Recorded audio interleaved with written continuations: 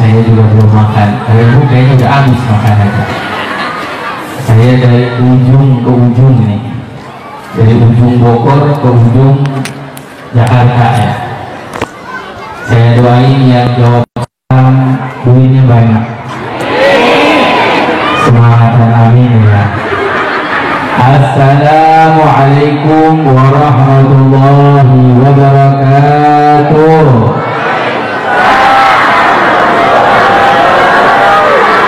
Alhamdulillah, alhamdulillahilladzi hadana bi'abdihi al-muhdar man da'ana ilayhi bi'ilmi wa qad nadana labbaika ya man dallana wa hadana.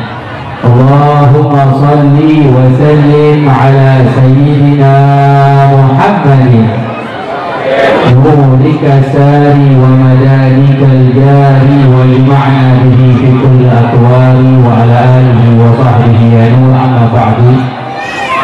Yang saya hormati para guru-guru kita tercinta, hadir bersama Kiai Haji Abdul Hanan Nawawi, kita doakan beliau diberi panjang umur, sehat afiat.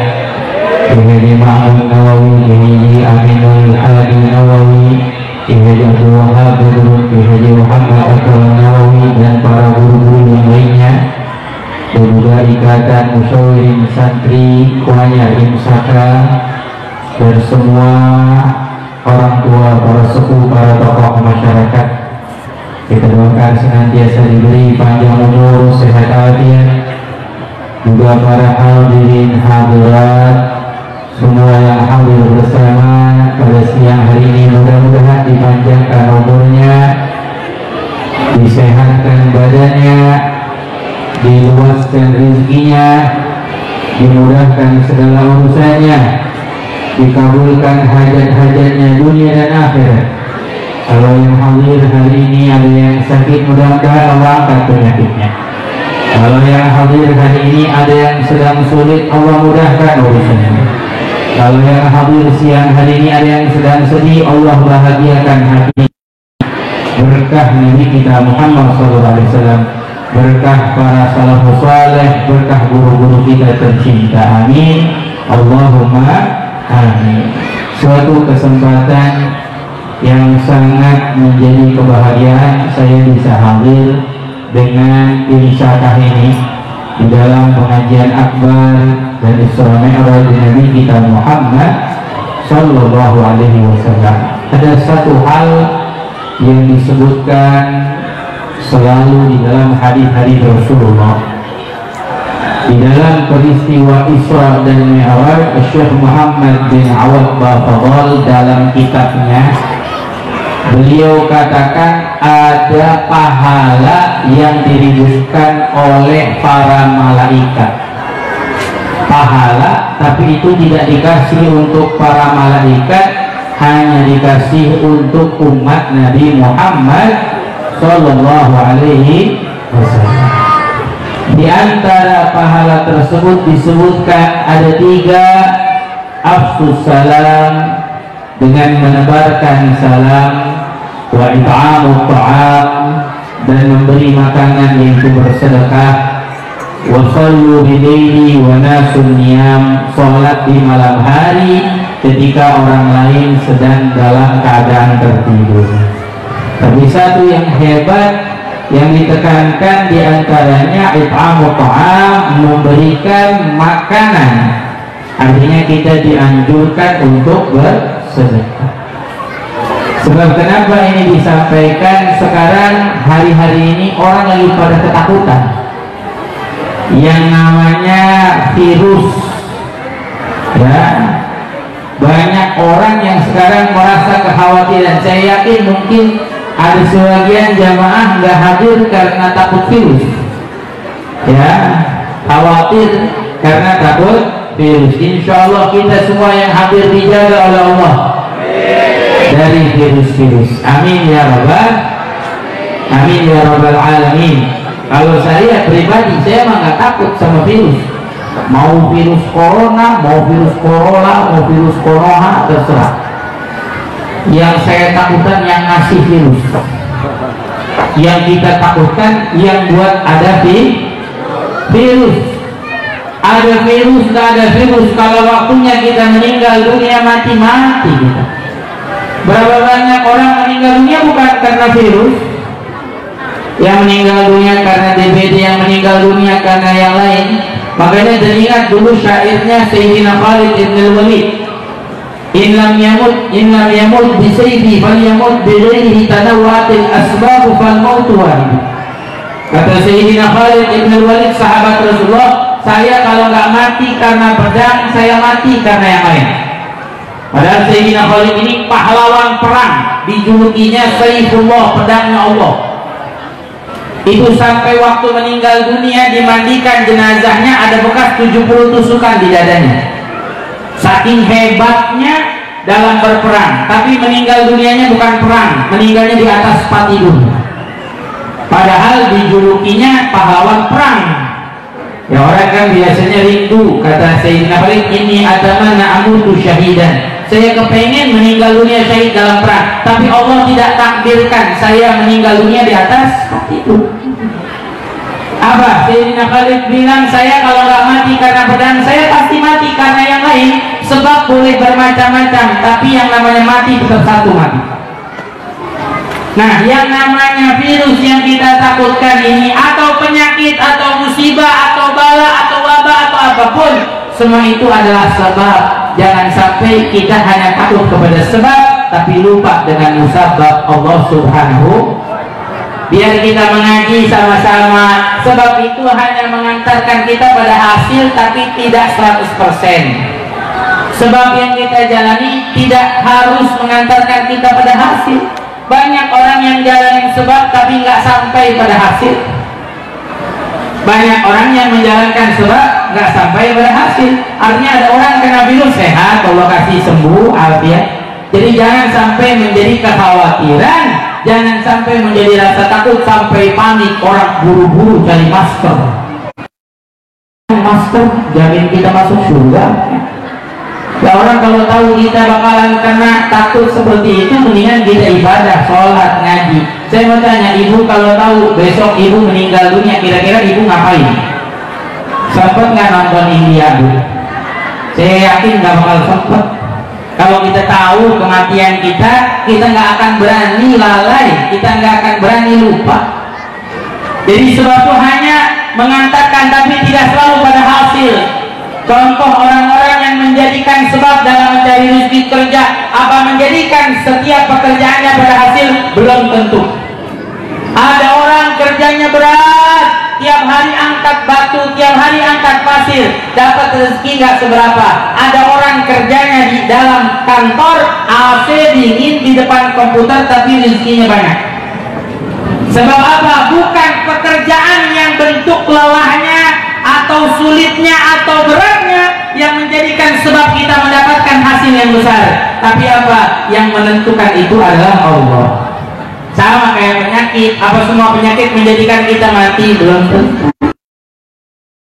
Menjadikan kita mati belum tentu. Sama kayak iklan rokok. Ini mohon maaf, bukan saya mendukung rokok, bukan. Tapi iklan rokok, kalau dilihat di bungkusnya tulisannya rokok itu dapat membunuhmu.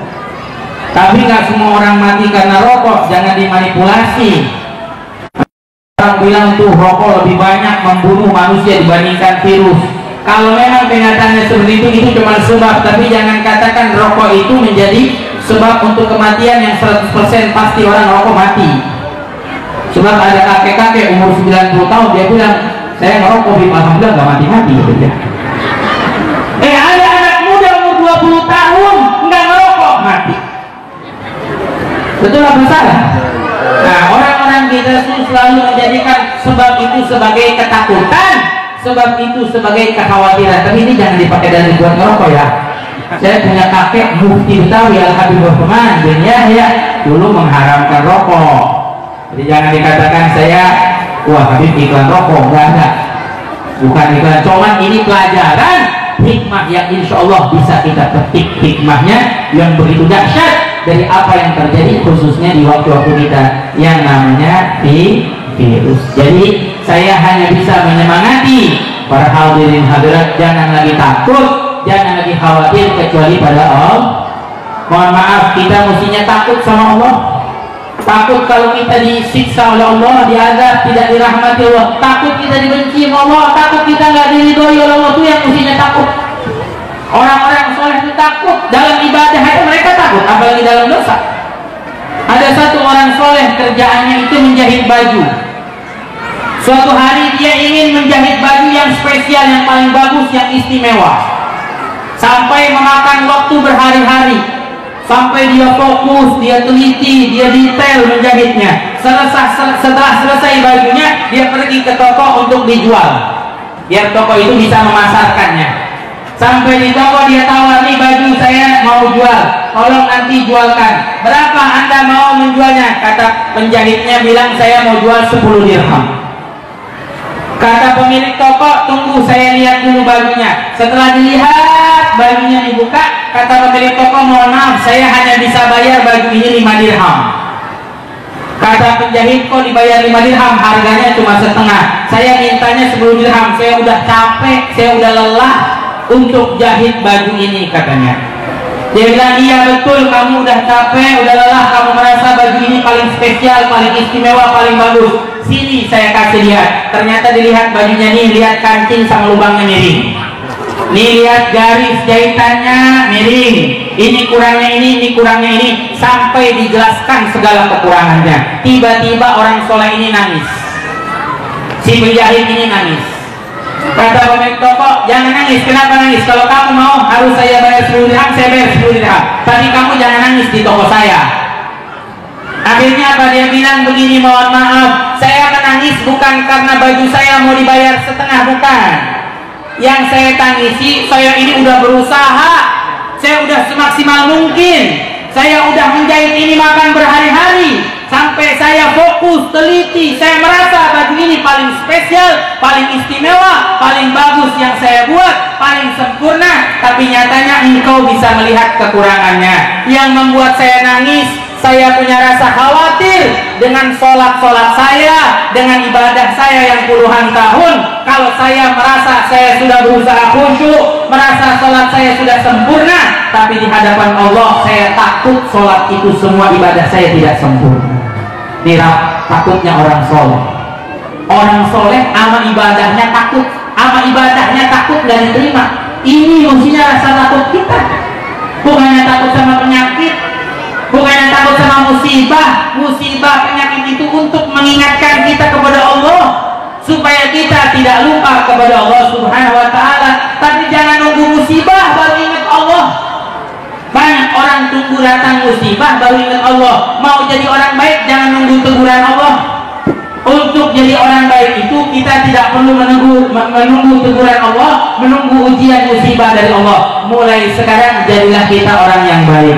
Mudah-mudahan perkumpulan ini menjadi wasilah kita semua jadi orang yang baik, jadi orang yang soleh-solehah, jadi orang yang bertakwa kepada Allah Subhanahu wa ta'ala. Amin.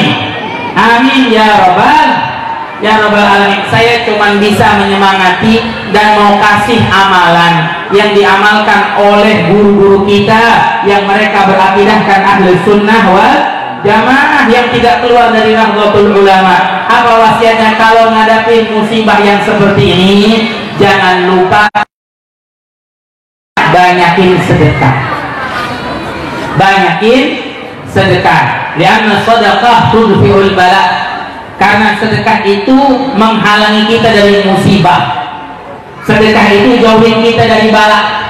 Orang yang rajin bersedekah, insya Allah dilindungi, dijaga oleh Allah Subhanahu wa ta'ala, dijauhkan dari bala. Maka mulai sekarang rajin-rajin kita sedekah, walaupun sebisa kita, semampu kita. Saya mau tanya, kira-kira hadirin hadirat sehari 1000 sedekah mampu tidak? Kan nggak mungkin kita kasih orang sedekah 1000, nggak mungkin. Kumpulin aja di rumah, bikin celengan 1000. Nanti ada ladang amal, ada orang minta sedekah, kita bisa kasih. Tapi saya tanya, supaya kita jadi orang yang punya target dalam kehidupan, kita rubah kehidupan kita lebih baik. Setuju nggak kalau sehari kita sedekah 1000? Ya bisa lebih banyak, lebih bagus. Nah, orang kalau mau mancing, maunya dapat yang gede, mancingannya juga mesti yang gede. Mau mancing ikan hiu, tapi mancingnya pakai ikan teri. sampai hari kiamat nggak bakal datang.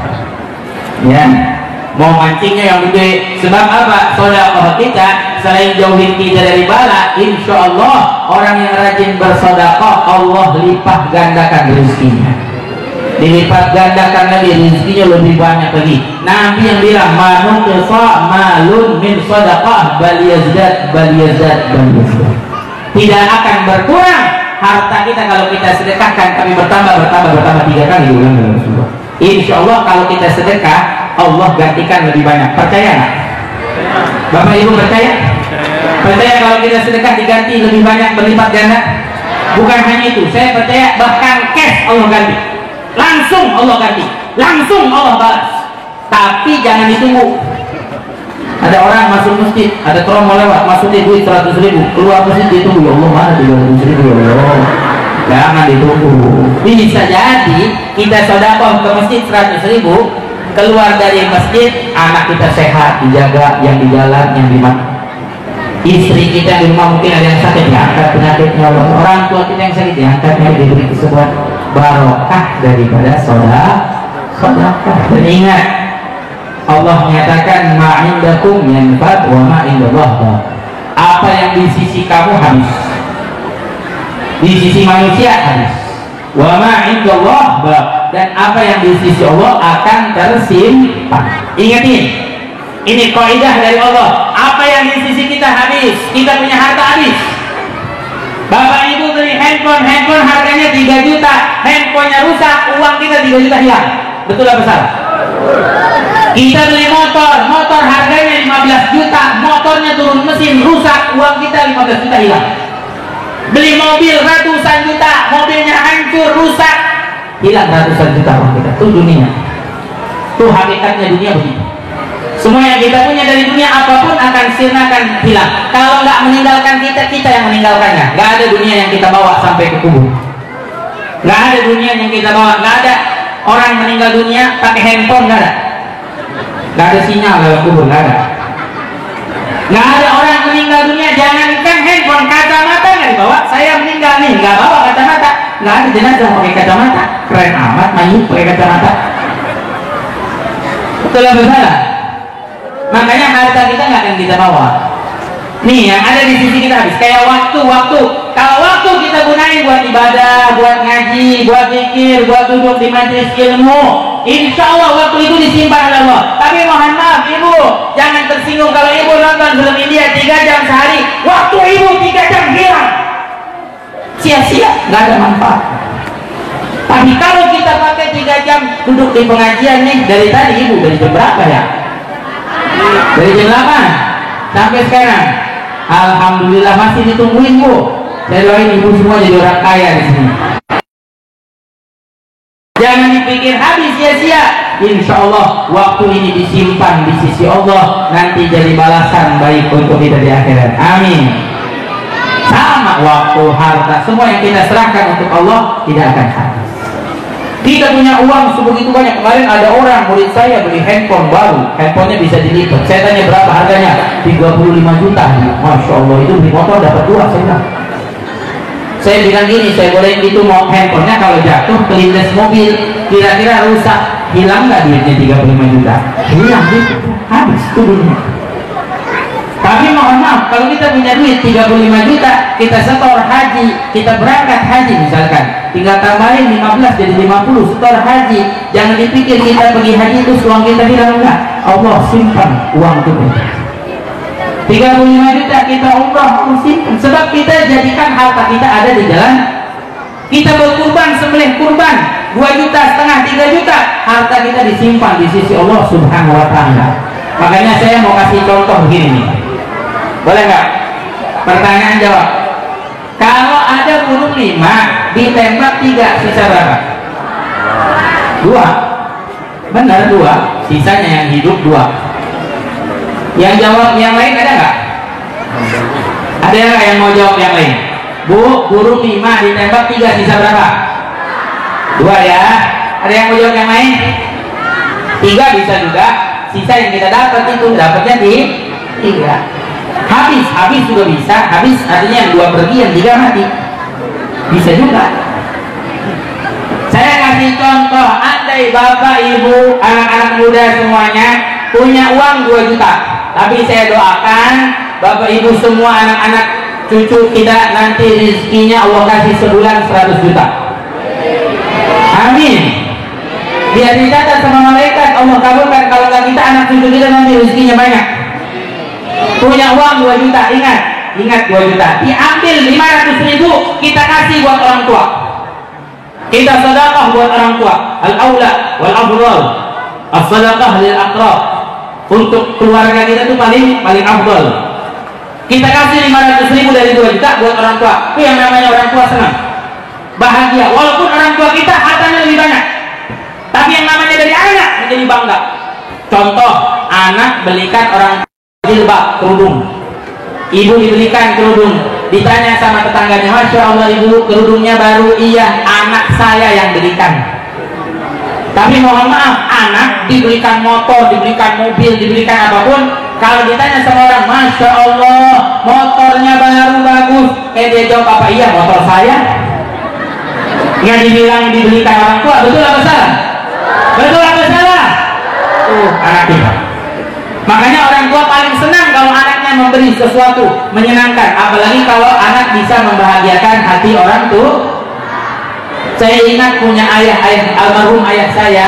Dulu saya punya uang 500.000, saya dapat hadiah dari orang 500.000. Dulu saya belum punya mobil, baru pulang sekolah. Ayah saya sudah punya mobil, punya usaha, punya apa. Mau pergi jalan ke Bogor dari Jakarta, bensinnya habis. Saya perhatikan, saya tanya, Abah, kenapa kok nggak berangkat? Kata ayah saya, bensin nggak ada. Saya bilang, tunggu sebentar, kebetulan saya dapat rezeki, ada uang 500.000, saya ambil 300.000, saya kasih ayah saya, 200.000 buat saya. Itu saya nggak akan lupa bagaimana wajah senangnya orang tua. Cuma kita kasih segitu, nggak seberapa. Hitungannya nggak seberapa, bukan kita beliin orang tua kita mobil, beliin orang tua kita rumah, enggak. Tapi senang dan bahagianya luar biasa. Itulah orang tua kalau kita memberi sesuatu kepadanya sebagai anak. Nah, tadi dari 2 juta ambil 500.000 kita kasih orang tua. Ambil lagi 500.000 kita sedekah masjid, majelis taklim, pondok pesantren. Ambil lagi dari 2.500.000 kita sedekah fakir miskin, anak yatim. Kira-kira sisanya berapa? 2.500.000 buat orang tua, 500.000 masjid, majelis taklim, pondok pesantren, 500.000 untuk apa? Untuk anak yatim, fakir miskin. Sisanya berapa? Semua pasti jawab 500.000. Tapi hakikatnya sisanya 1.500.000. Kenapa?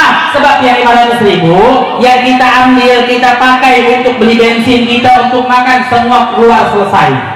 Tapi yang 1,5 juta yang kita kasih buat orang tua, yang kita kasih buat majelis taklim, masjid, pesantren, yang kita kasih untuk anak yatim, masih disimpan pahalanya di sisi Allah. Ini yang Allah sebut ma'indakum yanfad wa ma'indallah. Apa yang di sisi kamu habis, harta kita semua habis, tapi yang di sisi Allah disimpan. Makanya ayo mulai sekarang rajin bersedekah. Yang kedua, sebab sedekah jauhin kita dari musibah. Yang kedua, perbanyak sholawat kepada Nabi Muhammad. Yang ketiga, perbanyak istighfar. Nih kalau kita pengen dijauhi dari virus-virus, ayo sedekah. Kemudian apa lagi? Kemudian sholawat pada Nabi. Ketiga, istighfar. Yang keempat, ini pesan saya, jangan sampai ada kebencian di hati. Apa yang keempat supaya kita dijauhi dari musibah? Maafkan setiap orang. Jangan simpan benci dalam hati. Sebab mohon maaf, kita hidup di zaman penuh fitnah. Banyak orang-orang senang menyebar kebencian, senang mengadu domba, senang membuat kita berselisih, cuma karena urusan-urusan dunia yang akan hina, akan fana. Kita banyak dibuat supaya ribut, supaya berselisih. Ini di zaman kita.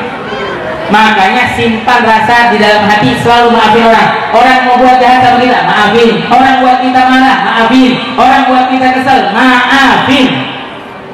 Jangan sampai kebencian ada di hati masyarakat. Saya punya guru namanya Dr. Habib Abu Bakar Masyhur.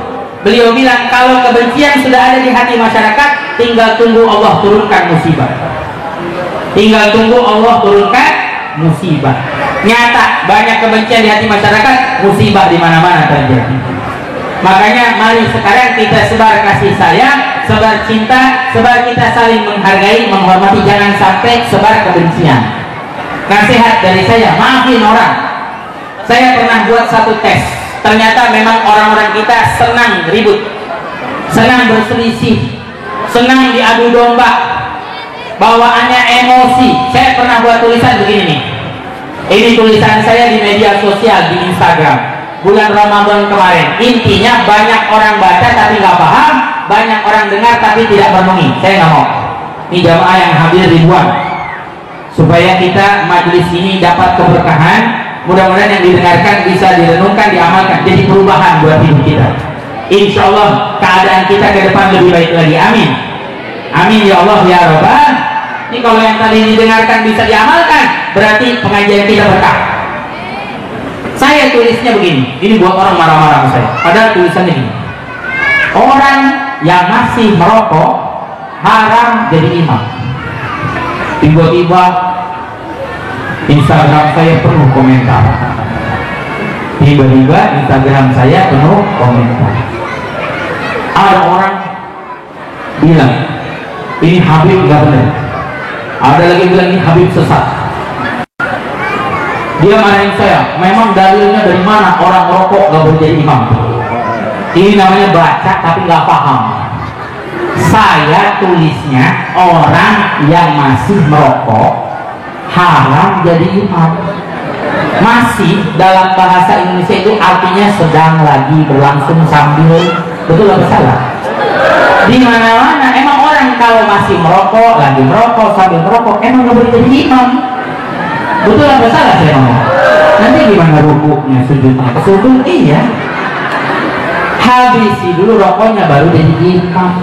Cuma orang kita udah gampang emosi, bawaannya pengen marah-marah dulu, ngehujat orang, tangannya gatel, pengen komentarin orang.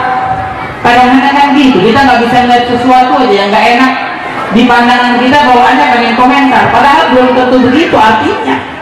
Nah saya tulisnya orang yang masih merokok kayak gini, ibu masih makan gak boleh sholat, ibu masih makan gak boleh sholat. Kok gak boleh? Ya masih makan, habis dulu makannya baru sholat. Betul apa salah? Ini paham apa gak paham ini? Ibu paham gak yang di belakang? Jangan nanti kalau dari sini ngomong sama orang-orang Habib Bagir bilang orang rokok gak boleh jadi imam. Ngaji tapi gak paham. Lah kan ada, saya kemarin ceramah begitu, tiba-tiba ada orang besok ke saya di media sosial, Habib emang benar kata Habib orang rokok nggak mau jadi imam. Lah saya bilang ini dengerin ceramah tapi nggak ngerti. Artinya apa? Orang yang masih melakukan nggak boleh jadi imam, berhenti dulu baru dia boleh jadi imam. Nih di sini banyak orang Madura nggak? Madura. Iya, sebab saya sering ke Madura berapa kali ya. Nih kata orang Madura, ada nggak boleh kenceng-kenceng, nggak boleh. Saya bilang kenapa nggak boleh kenceng-kenceng? Nggak boleh. Saya bilang sunnah ada yang kenceng supaya kalau perlu pakai mikrofon supaya orang-orang dengar, datang dan melaksanakan sholat. Nggak boleh katanya. Ada itu harus Allahu Akbar, nggak boleh kenceng. Jadi netralin hati biar jangan gampang emosi kita. Lagi ya, kata orang Madura, wudhu nggak boleh pakai celana, nggak boleh. Saya tanya kenapa nggak boleh? Dan kalau di rumah masih silakan, kalau di masjid malu dilihatin orang pakai celana, nggak boleh Habib. Kenapa nggak boleh? Wudhu harus pakai air, bukan pakai celana. Kalau pakai celana gimana? Basah. Betul apa enggak? Nih sekali lagi, kata orang Madura, nikah sama teman semadura nggak boleh. Nikah sama teman semadura nggak boleh Pak, ingat ya. Kebanyakan. Kenapa nggak boleh? Nggak boleh, paling banyak 4 Pak. Kalau semadura kebanyakan. Saya punya murid, saya dulu tinggal di Kebonjeruk sama Pak Bayu. Dulu tempat saya di Kampung Rawa. Saya punya murid suka ngaji dulu malam Selasa, baca kitab Sifat 20 dan Safinah Tunaja. Anak-anak muda pada pekerja sekolah. Saya senang kalau murid datang, saya tanya, kamu ngapain sekolah? Saya doain biar pintar sekolahnya. Saya tanya, kamu ngapain kerja? Habib, saya doain biar rezekinya banyak. Ada satu murid saya ini orangnya selonong boy, selon. Saya tanya, kamu kerjanya apa? Biasa Habib, keliling-keliling. Saya bilang, keliling-keliling apa? Saya juga keliling-keliling. Saya bilang, tadi di Parung, sekarang Tanjung Priuk, nanti malam di Parung lagi. Biasa Habib, ojek online. Oh, ojek online. Saya doain, saya bilang mudah-mudahan berkah, banyak penumpangnya. Saya godain. Saya bilang katanya Gojek online tuh kalau kerjanya semangat sehari, kalau lagi semangat rajin itu sehari dapat 300.000. Benar, saya bilang begitu. Dia jawab, iya benar Habib, 300.000. Berarti kata saya sebulan dapat 9 juta. Berarti itu lebih dari UMR Jakarta. Berarti gajinya lebih besar nih. Saya godain. Iya Habib, kata dia, dapat sebulan 9 juta, tapi habis sebulan tepar 2 minggu kita. Sebab sebulan dia ngojek ya. Saya godain, waktu itu lagi rame ojek pangkalan ribut dengan ojek online. Saya bilang, saya dengar ojek online nggak boleh lewat Kebun Jeruk. Yang benar Habib bilang nggak boleh, diberhentiin di depan sana. Saya tanya, kamu tadi kesini lewat mana? Kan saya tinggal di Kebun Jeruk. Saya lewat Palmerah Habib. Nah, kamu lewat Palmerah kan? Nggak lewat Kebun Jeruk? Iya, enggak. Nah, Kebun Jeruk nggak boleh lewat. Dia tanya, nggak boleh kebun orang, nggak boleh lewat-lewat aja ya. Kebetulan saya kemarin ada acara sama Kiai ini umurnya 80 tahun. Nih buat relaxin aja ya, umurnya 80 tahun Kiai ini. Dia bilang, alhamdulillah Allah kasih panjang umur, bonus kata dia. Saya bilang, panjang umur Pak Kiai. Turun ada kebuli, nasi kebuli pakai kambing. Dia lagi nyendok nasi kebuli pakai kambing. Nggak tahu di sini ada kebuli apa enggak ya? Kode. Nggak tahu dari Hasan nyiapin kebuli apa enggak, nggak tahu ini. Nggak bisa aja. Dia nyendok nasi kebuli pakai kambing. Saya godain, masya Allah Pak Kiai udah 80 tahun masih makan kambing. Nengok dia bilang, iya Habib, alhamdulillah saya masih makan kambing, alhamdulillah. Saya pastikan lagi, masya Allah Pak Kiai masih makan kambing. Masih Habib, saya alhamdulillah nggak ada kolesterol, nggak ada darah tinggi, nggak ada gula, kata dia. Alhamdulillah Pak Kiai. Saya pasti lagi, benar Pak Kiai masih makan kambing, masih Habib. Kalau saya Pak Kiai, saya bilang saya kambing saya nggak makan. Dia tiba-tiba tanya, lah Habib nggak makan kambing? Enggak, saya. Dia pasti lagi, Habib orang Arab nggak makan kambing? Enggak, saya bilang.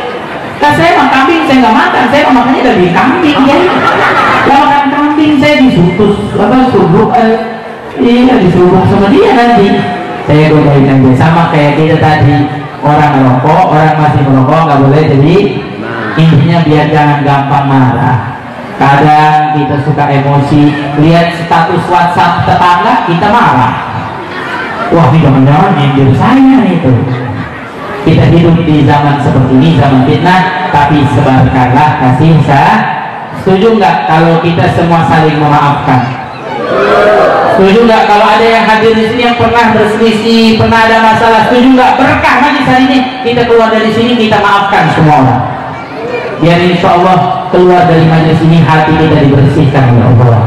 Mudah-mudahan guru-guru kita senantiasa diberi panjang umur, diberikan kesehatan, keafiatan, dimudahkan setiap langkah perjuangan dakwahnya, dan semua yang hadir hajatnya dikabulkan oleh Allah. Kita minta Allah berkah semua bapak ibu anak-anak yang hadir semua, mudah-mudahan Indonesia dijaga oleh Allah, dilindungi virus, musibah, wabah, penyakit diangkat oleh Allah. Semua bala, semua cobaan, semua ujian diangkat dari negeri kita Indonesia dan negeri kaum muslimin semuanya. Ala kulli niyatin salihah wa ila hadratin Nabi Muhammad sallallahu alaihi wasallam. Al-Fatihah. Ya kan. Saya mengingatkan sebab untuk sehat supaya kita jadi jauh dari virus, selain kita tawakal kepada Allah, kita berikhtiar, jangan cuci tangan, jaga kebersihan. Nabi udah ajarkan 1400 tahun yang lalu, orang kita baru ribut sekarang cuci tangan. Ahlu kitab pernah datang ke Rasulullah bilang, ya Muhammad, kami ahlu kitab diajarkan untuk cuci tangan setelah makan. Kata Rasulullah, kami muslim diajarkan untuk cuci tangan sebelum dan setelah makan. Itulah keistimewaan kita umatnya Nabi Muhammad Sallallahu Alaihi Wasallam. Mudah-mudahan kita semua dijaga dilindungi oleh Allah. Amin. Amin ya Allah ya Rabbal. Amin ya Rabbal Alamin. Ini yang bisa saya sampaikan. Kurang lebihnya saya mohon maaf, dan saya mohon maaf datang terlambat. Sebab saya waktu itu mendengarnya siang acaranya. Saya nggak tahu ternyata acaranya dari pagi. Mudah-mudahan dengan kesetiaan Bapak Ibu semua yang hadir, Allah balas kebaikannya dunia akhirat. Amin ya Allah ya Rabbal. Semuanya diluaskan rezekinya oleh Allah, dimudahkan. Yang usaha lancar usahanya, yang dagang laris dagangannya, yang kerja Allah mudahkan kerjanya. Amin. Allahumma amin. Wallahu minkum. Wassalamualaikum warahmatullahi wabarakatuh. Antum ahlan ila abadan. Allahumma salli wa sallim ala sayyidina Muhammadin wa ala ali sayyidina Muhammad. Alhamdulillahirabbil alamin. Hamdan yuwafi ni'amahu wa yukafi mazidah. Ya Rabbana lakal hamdu kama yanbaghi li jalali wajhika wa li 'azimi sultanik. Subhanaka la uhsi dzalika anta kama athnayta ala nafsika wa lakal hamdu hatta tarda wa lakal hamdu idza radita wa lakal hamdu ba'da ridha. Allahumma salli wa sallim ala sayyidina Muhammadin fil awwalin wa salli wa sallim ala sayyidina Muhammadin fil akhirin wa salli wa sallim ala sayyidina Muhammadin fi kulli waqtin wa hin wa salli wa sallim ala sayyidina Muhammadin fil malaa'il a'la ila yaumiddin wa salli wa sallim ala sayyidina Muhammadin hatta tarida al-ardha wa anta khairul warithin.